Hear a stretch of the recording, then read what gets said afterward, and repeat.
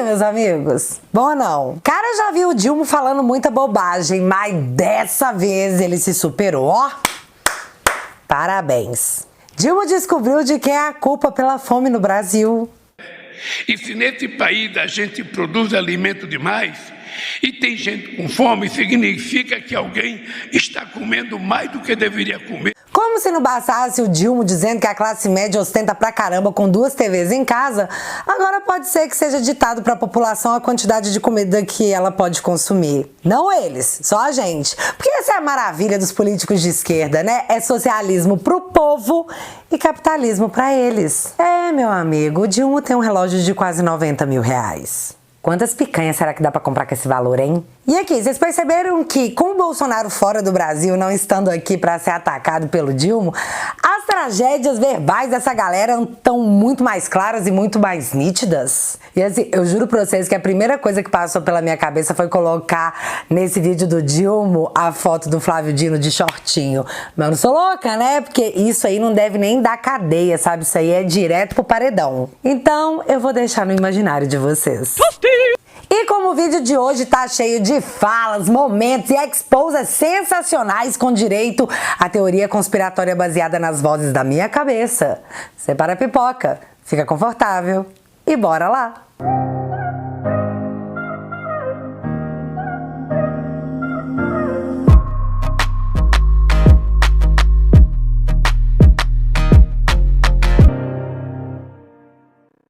Então, já que aqui a gente tá falando de momentos maravilhosos onde políticos abusaram do direito de falar bobagens, bora apreciar esse maravilhoso momento sentiu, que é pra isso que a gente paga a internet. Seu Zeca Dirceu, filho de Zé Dirceu, foi trocar uma ideia com André Fernandes.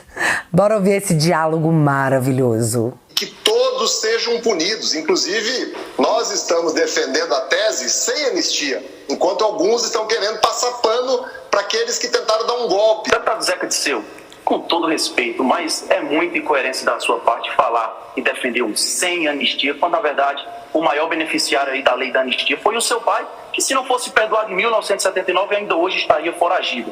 Mas como não vem ao caso, eu quero falar aqui da CPMI. Se não vem ao caso, pegou fôlego. CPMI, pegou fôlego. CPMI, respira, Zé Dirceu. Respira, pegou fôlego. Isso aí, velho. A pessoa não se controla, né? Não se controlou. Engoliu o fôlego. Grita-se sem anistia! O filho do pai anistiado. O menino ficou nervoso de ser confrontado com sua própria hipocrisia, né? Adoro!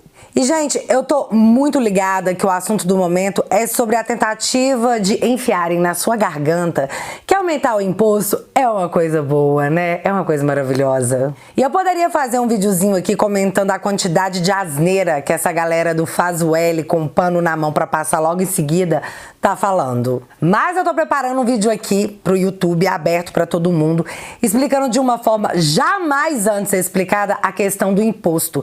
E nós vamos abordar tudo o que esse povo tá fazendo e falando, achando que você é só um macaquinho com o smartphone na mão. Os tempos são outros, graças a Deus. Então já inscreve aqui, deixa o sininho ativado para você não perder esse vídeo que eu juro vai ser de utilidade pública. E também vai te deixar com raiva, com ranço, com coração peludo. Mas vale ressaltar que Ibovespa acumula queda de 7,45% no mês e petroleiras derrubam o índice do dia. O governo anunciou que, para reonerar gasolina e etanol, vai aumentar impostos de exportação de petróleo. Papéis da Petrobras sofreram também com redução de preços dos combustíveis. E como disse o Rafa Gloves lá no Twitter, pelo menos o mal educado saiu da presidência. E se você achou que eu ia mandar alguém fazer o L agora, você tá absolutamente certo. Faz o L. 60 dias sem picanha e contando. Então, pulando esse tema, vamos falar sobre como Bolsonaro acabou com a Lava Jato? Não, pera. UOL. CNJ acaba de sepultar a Lava Jato ao afastar o juiz Marcelo Bretas do Rio. Vamos repetir? CNJ acaba acaba de sepultar Lava Jato. Após o Moro ter sido condenado por imparcialidade, chegou a vez do Bretas. E é para isso que muito corrupto profissional faz o L. Para ter as suas sentenças anuladas. Eu posso falar isso ou eu posso ser presa? Mas você sabe quem é super parcial? Ahá! Achou que eu ia falar do Xande, juiz, vítima e delegado, né? Claro que não, porque o Xande é hiper imparcial e eu não me atreveria a dizer o contrário porque as democracias não lidam bem com esse tipo de manifestação. Então eu vou falar do novo juiz da Lava Jato, que segundo matérias contesta a prisão do Dilma e é super crítico ao Moro e ao Dallagnol. Então, você já deve ter visto por aí que ele teria doado R$13 para a campanha do Dilma, coisa que no dia seguinte ele negou. Você também pode ter visto que ele assinava Luli 22 no sistema de justiça. E sobre isso aí, segundo o antagonista, ele não quis se manifestar. Mas a bola da vez é isso aqui. Novo juiz da Lava Jato registrou por metade do preço venda de imóvel a André Vargas. Caso envolvendo o ex-deputado petista, caçado e preso, ocorreu em 2015. Na época, Eduardo Apio alegou que o objetivo era ajudar a compradora, a esposa do seu Vargas. Vamos entender? Eduardo Apio, e eu não faço a menor ideia se é assim o nome dele, se ele achar ruim faz o L, e sim, vou usar faz o L pra toda vez que eu quiser, sabe? Então, seu Eduardo Apio, atual juiz da Lava Jato, tinha um imóvel avaliado em 980 mil que ele vendeu ao seu André Vargas, o deputado do PT. Porém, na escritura foi lançado o valor de 500 mil, subfaturando assim o valor de 480 mil reais. Segundo o processo de André Vargas, existe uma troca de mensagens entre o seu irmão, o seu Leon Vargas, e o Eduardo Apio. E essa mensagem rola no dia 23 de fevereiro de 2011, onde o irmão do petista condenado na Lava Jato diz o seguinte, abre aspas, Eduardo, na escritura o valor total tem que ser 500 mil. Fecha aspas. Os motivos pelo qual a Lava Jato não denunciou o atual juiz da operação, Eduardo Apio, por lavagem de dinheiro ou sonegação, segundo a CNN, são dois. Abre aspas para a matéria. 1. Embora os procuradores tenham considerado grave o envolvimento do magistrado na venda de imóvel subfaturado a um político que poderia estar lavando dinheiro sujo com pagamento em espécie, não havia provas de que ele sabia de antemão da origem criminosa do dinheiro, de modo que, sem dolo, entendeu-se que não era um caso promissor. 2. A Lei 10.684 de 2003 permitiu a extinção da punibilidade do acusado em caso de pagamento de débito tributário. Então se concluiu que não valeria a pena buscar o enquadramento, já que o alvo central era André Vargas. O político que havia esquentado 480 mil na transação ainda poderia turbinar esse valor de origem criminosa, lucrando com a revenda do imóvel por um valor maior que os 980 mil efetivamente pagos. Ficou claro até aqui? O atual juiz da Lava Jato vendeu um imóvel para André Vargas, deputado do PT, envolvido num monte de crime, acusado e condenado por todos eles. Um imóvel de 980 mil, onde na escritura constava o pagamento de 500 mil. E aí, voltando agora à matéria do antagonista, o deputado petista, corrupto, caçado e condenado, disse ao Moro na época que a transação foi registrada com um valor menor a pedido do próprio Eduardo Apio. Já a versão do Eduardo, a investigação é... Abre aspas. Apio alegou que o corretor tinha proposto fazer uma escritura num valor menor para ajudar Edilaira, esposa do Vargas, a pagar menos impostos, uma vez que ela precisava cuidar do pai doente. Fecha aspas. Tá, mas o que a gente faz com a mensagem do irmão do Vargas dizendo pro próprio Eduardo Apio que o valor tinha que ser de 500 mil? Em seu Eduardo, de qualquer jeito tá errado, mas foi uma subfaturação para um político corrupto visando o bem do sogro do cara, né? É uma atitude genuína, altruísta, que cara bom de coração. Quem liga é sair legal, o que vale é o que tá dentro do seu coração, viu, seu Eduardo? Mas enfim, meu povo, esse aí é o novo juiz, diferente do Moro e Deltan, imparcial. O resto é fofoca de gente da extrema-direita fascista, opressora, olavista e tudo mais. Mas agora vamos falar aqui do time dos sonhos formados pelo Dilmo. E se você achou que eu ia falar da ministra ligada à milícia, que o Dilmo finge que não tem nada demais, pura implicância, isso aí, você tá errado. Tô falando do ministro das Comunicações, que usou orçamento secreto para asfaltar as ruas da sua fazenda, que usou jatinho da FAB para ir a leilão de cavalos milionários, que escondeu do TSE pelo menos 2 milhões em patrimônio. Isso aí você não tá vendo, né, Xande? Pô. E eu sei que tudo isso aí você já viu. Porém, o que saiu na noite dessa terça-feira foi só uma cereja de bolo. Matéria do Metrópolis. Pai de ministro das Comunicações, o ministro do Lula, não omite isso não, seu Guilherme Amado, é réu por assassinato de agiota. O pai de Juscelino Filho, ministro do Dilma, é réu na justiça por encomendar o assassinato de um agiota no Maranhão. E eu vou me limitar aqui a apenas uma cara de espanto, porque eu tô com medo de comentar qualquer coisa depois dessa informação. E o silêncio do Dilma sobre isso tudo é ensurdecedor. Tá, bora então falar de CPMI, porque Pachecão, depois de tomar um pito de Gilmar Mendes, aparece para dizer: se confirmadas as assinaturas, fará a leitura do pedido de CPI sobre atos do 8 de janeiro. O presidente do Congresso também diz que dará seguimento ao requerimento de CPMI, que reúne deputados e senadores. Então anota aí no seu caderninho que vai ter CPMI e esse canal, mesmo censurado pela democracia, fará a cobertura dos melhores momentos com um mega expose já anunciado. Na tarde dessa segunda, deputados e senadores se reuniram para avisar que é para engolir o choro e fazer o L, que no final a verdade vai aparecer. 8 de janeiro. Fizemos esse protocolo no dia 7 de fevereiro, na atual legislatura. E pensando justamente em fortalecer, em mostrar a união de todo o parlamento, pedimos que fosse uma comissão parlamentar de inquérito mista, onde terão e participarão senadores e deputados federais. Apesar do recesso, onde passou-se um longo feriado, ainda assim todos esses parlamentares ajudaram e buscaram assinaturas. Fizemos ontem um protocolo com 189 assinaturas de deputados federais e 33 assinaturas de senadores da República. São, até o momento, pelo menos 222 congressistas. E para que servirá esta CPMI? O pedido é explícito e é claro. É para investigar todos os atos de ação e todos os atos de omissão ocorridos no último 8 de janeiro. Ainda, o dia anterior do protocolo, veio algo que acendeu a chama da incerteza no povo brasileiro.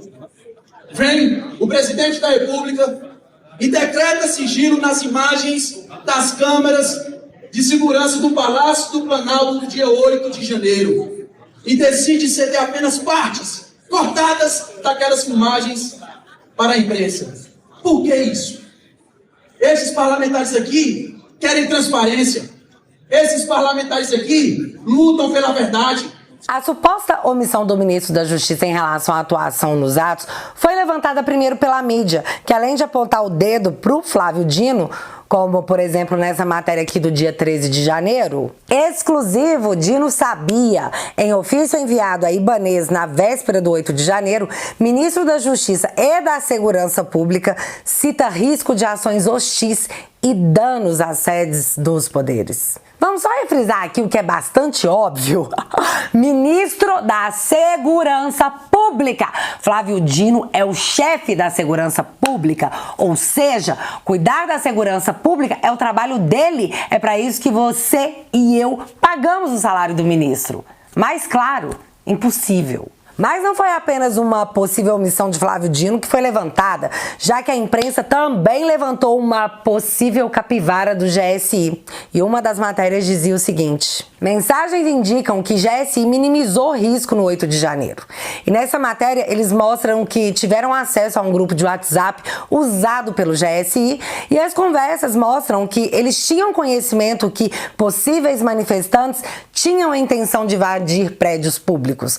E essas conversas conversas eram de 6 de janeiro, 2 dias antes do ocorrido. Já no dia 7 de janeiro foi a vez da ABIN disparar um comunicado avisando para 48 órgãos do governo federal, informando que ia ter quebra-quebra. A própria Polícia Federal também se manifestou às vésperas dos atos, segundo a matéria, diretamente a Flávio Dino, expressando a preocupação com o rumo que as coisas poderiam tomar. Mas, como nós assistimos, as coisas aconteceram como se ninguém tivesse a mínima ideia do que poderia acontecer. Um outro ponto interessante é que o Dilma aparentemente não sabia de nada que estava rolando às vésperas do acontecido. Será que GSI, ABIN, Ministro da Justiça, PF, ninguém falou nada pra ele? E esse fato pra mim é muito curioso porque no dia 6 de janeiro, sexta-feira antes dos atos, o Dilma anunciou que iria para São Paulo, às 18 horas, como nos conta essa matéria aqui do Valor. Dilma passa fim de semana em São Paulo e deve voltar para Brasília no domingo. Mas o fato curioso tá dentro da matéria. Dá uma olhada. Abre aspas. Por enquanto, não há previsão de agenda oficial para Lula nos próximos dias. Apesar disso, os auxiliares preparam os detalhes de sua primeira viagem oficial ao exterior. Fecha aspas. Então, na sexta-feira, dia 6 de janeiro, às 18h43, horário que a matéria foi escrita, o jornalista informa que não havia previsão de agenda oficial para o Dilma nos próximos dias lá em São Paulo. Então, o Dilma vai para São Paulo e se você acessasse a agenda oficial dele para o fim de semana, não tinha nada, nadinha. Só que no dia 7 de janeiro, à noite, após os anúncios da ABIN, do GSI, da Polícia Federal e tudo mais, que aqui vamos imaginar que o Dilma não sabia de nada, porque ele nunca sabe de nada, né? Eis que no dia 7 de janeiro, à noite, ele resolve fazer um evento em Araraquara. Eu peguei aqui as matérias que anunciavam a ida do Dilma a Araraquara e eu comecei pela Secom do Dilma, que é a Globo. E em sua matéria do G1, contando que o Dilma ia para Araraquara visitar a cratera, a gente observa que o horário da matéria era 18h48, do dia 7, ou seja, dia 7 de janeiro à noite. Aí, em seguida, as demais mídias se manifestaram replicando o comunicado que foi feito pela Globo. O negócio é que o evento em Araraquara foi tão em cima da hora que não constava apenas na agenda oficial do Dilma.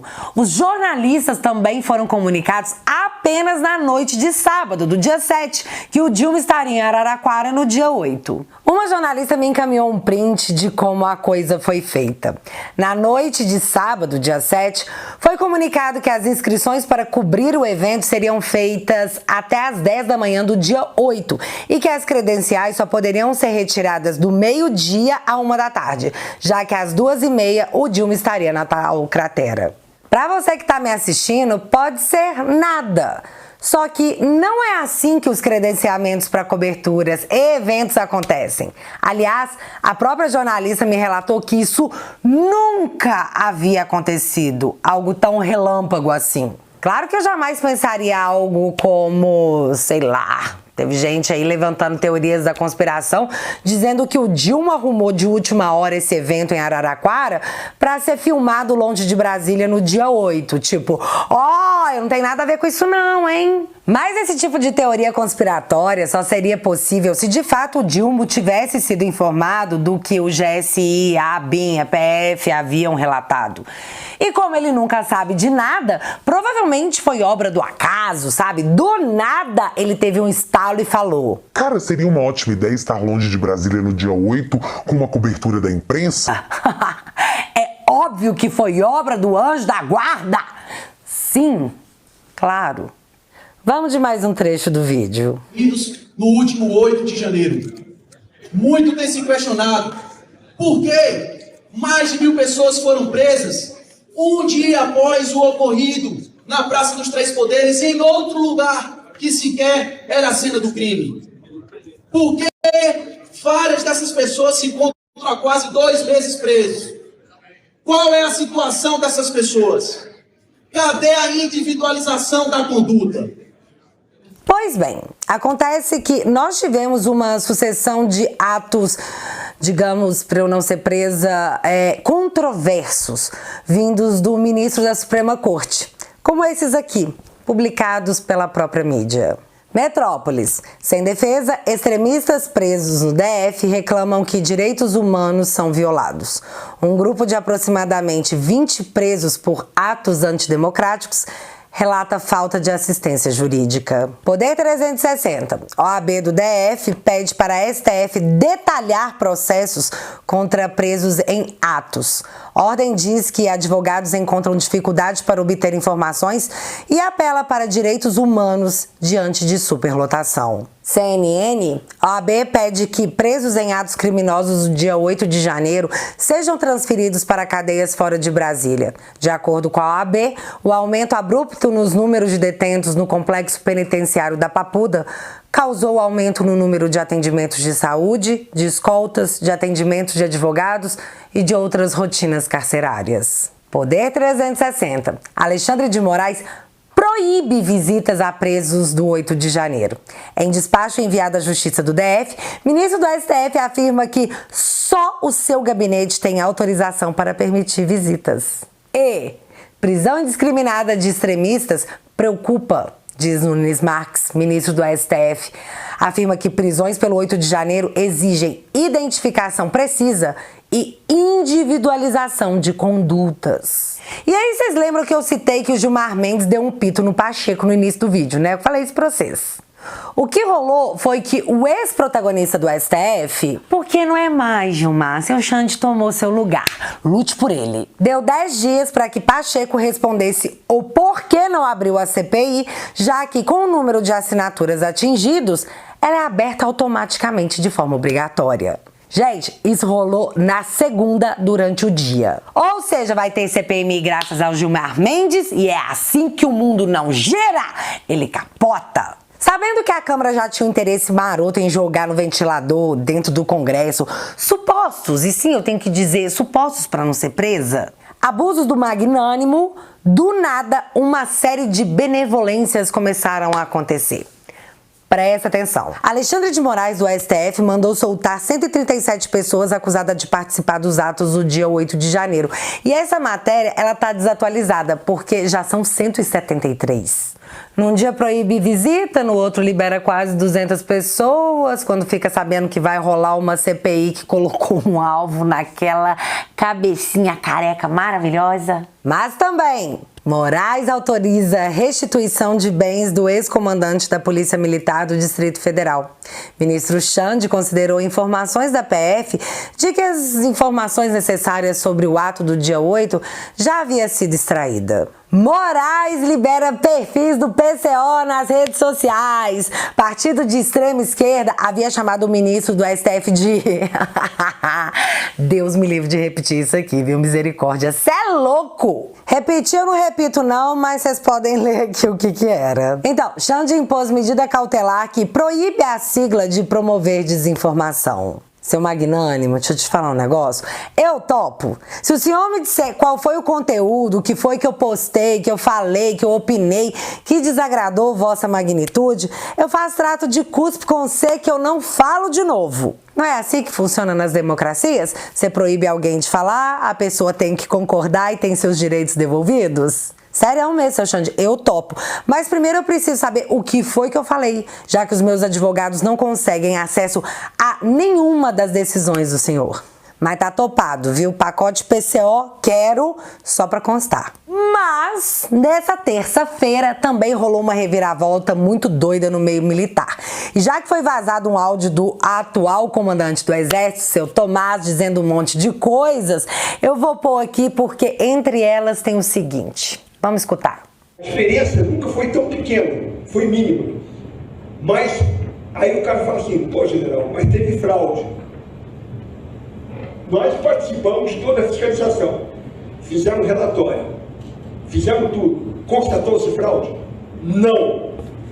Então, estou falando para vocês, porque eu estou falando, podem acreditar que eu estou falando. Teve fraude? A gente constatou fraude? Não.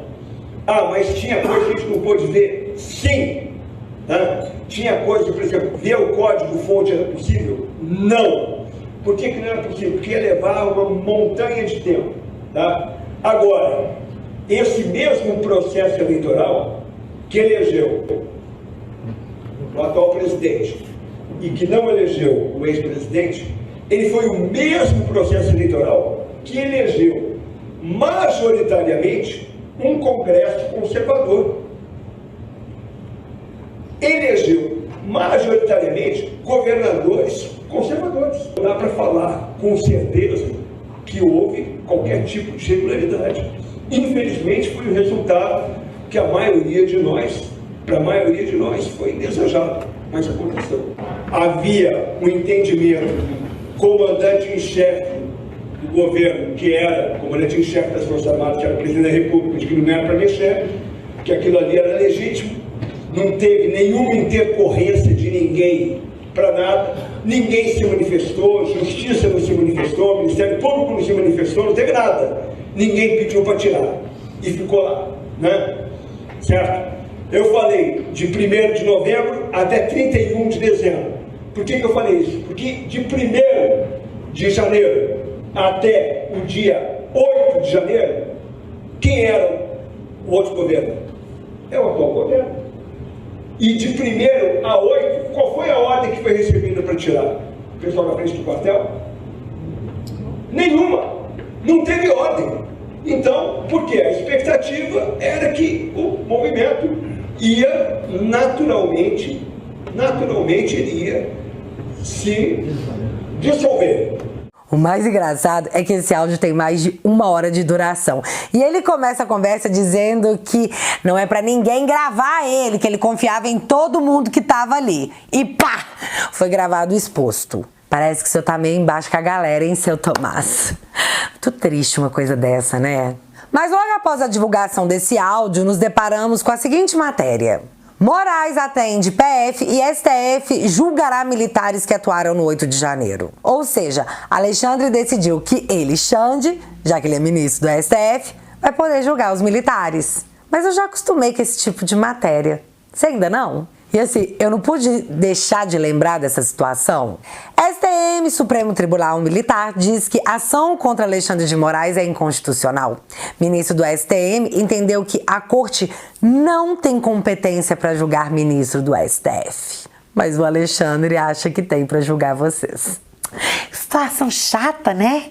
Tá, mas voltando aqui ao assunto da abertura da CPMIs, o Pacheco chamou Dona Tigresa, que também atende às vezes por Soraya, pra dizer que ela vai ter que recolher as assinaturas de novo, porque as que ela apresentou são da legislação passada. Então, com o da CPMI não vai ter esse probleminha, né, seu Pacheco, já que as assinaturas são desse pleito, fresquinhas, novinhas em folha. E a galera anda levantando que esse movimento do Pacheco pode ser para que alguns senadores retirem a assinatura da CPI, da CPMI, sabe? Ela seja melada. Jacques Wagner nega a pressão do governo contra a CPI do 8 de janeiro.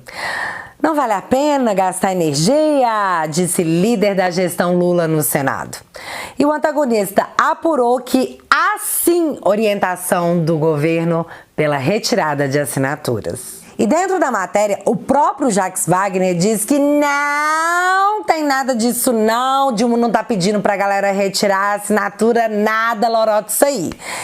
Mas ele mesmo tinha assinado o requerimento da Tigresa, só que ele mudou de ideia, diz que não vale a pena gastar energia nisso aí, né? Seu Jacques Wagner, então acho que o senhor devia fazer assim. Na CPMI o senhor não participa e fica descansando, fechou? Poupa energia. Mas apesar da negativa do seu Jacques Wagner, o antagonista afirma que tá rolando uma tentativa de boicote sim e que eles apuraram, então tá tudo confirmado.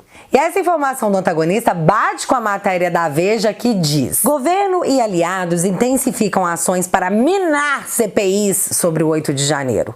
Para Planalto, comissões do Congresso sobre atos golpistas serviriam como palanque para a oposição contra eventuais erros de ministros, como Flávio Dino. Então, eu acho que eles até vão tentar melar o negócio, mas a regra é clara, vai ter que abrir. Aguardando ansiosa as cenas dos próximos capítulos. E galera, o meu canal segue censurado pela democracia sem que eu saiba do porquê. É aquela coisa que acontece o tempo todo em tempos democráticos, né? Então já compartilha esse vídeo com os grupos, porque quem tem o link consegue assistir. E pra você que ainda não entrou pra família, o que me dá uma mega moral, já que há mais de um ano esse canal também foi desmonetizado pela democracia, onde eu sigo sem saber o porquê. No www.teatualizei.app você encontra conteúdos exclusivos, como um novo documentário explicando nos mínimos detalhes o que é o BNDES e o que ele faz com o nosso dinheiro. Vale a pena separar a pipoca. Então, se você puder, entra pra família. E desde já eu agradeço de coração. O link eu vou deixar fixado aqui no primeiro comentário. Ah, e já que a democracia também censurou o meu Instagram do canal, eu criei um pessoal. Então segue lá pra gente ficar mais pertinho. É o @BárbaraPessoalOficial. Tudo junto. O resto é fake. E agora eu quero saber de você. Essa CPI no Senado, tá otimista? Tá pessimista? Me conta aqui nos comentários que eu quero saber. Vai ter CPMI? Eu acho que vai. Se você ainda não é inscrito aqui no meu canal, meu amigo, se inscreve e deixa seu like. Porque você já sabe, acontecendo alguma coisa de relevante ou irrelevante, a gente volta. Beijos, galera. Fui!